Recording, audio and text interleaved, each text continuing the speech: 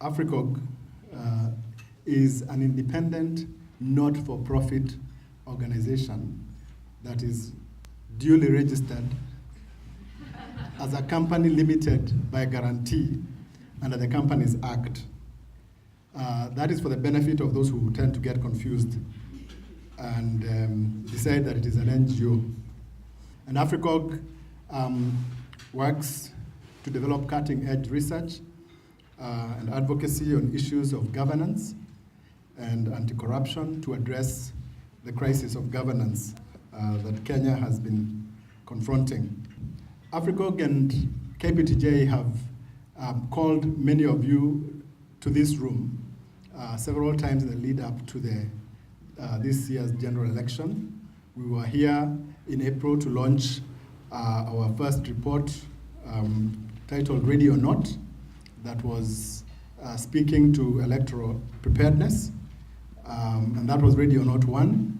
And then just before the election, we launched a second part of that series, Ready or Not 2. And so we continue to be engaged in the electoral process even as it unfolds. So this is part of that ongoing effort to have a candid conversation about our elections. And as we all know, following the August 8th elections and the declaration of IEBC of Uhuru Kenyatta and of the Jubilee Party as the winner, his main challenger, Raila Odinga of NASA Coalition, has now announced that he is going to petition the election results in the Supreme Court. And in fact, the petition has already been filed. This is the second time since the promulgation of the 2010 Constitution that the Supreme Court will determine a presidential election. As we all know, in 2013, Raila Odinga also challenged the outcome of the elections in the Supreme Court. And at that time, before the election, the expectations of Kenyans of the Supreme Court were very high, with opinion polls constantly showing confidence levels to be hovering in the late 70s and up to 80%. The Supreme Court decision in 2013 had the potential to advance or hold back the development of a new constitutional, legal, and political order in Kenya.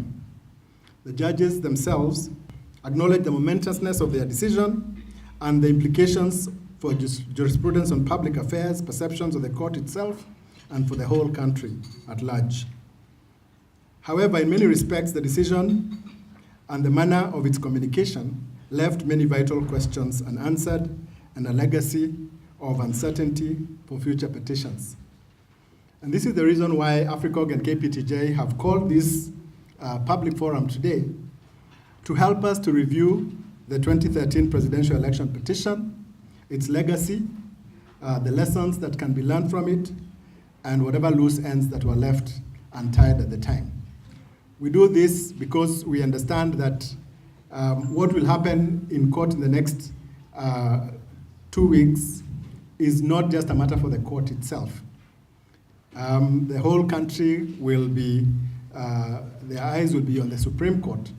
And it's important for us to look back to where we are coming from in order to reach forward and hopefully be able to apply the lessons that were learned then to be able to adjudicate one of the most important cases to get to the Supreme Court in a manner that will show that justice has not only been done, but will have been seen to have been done.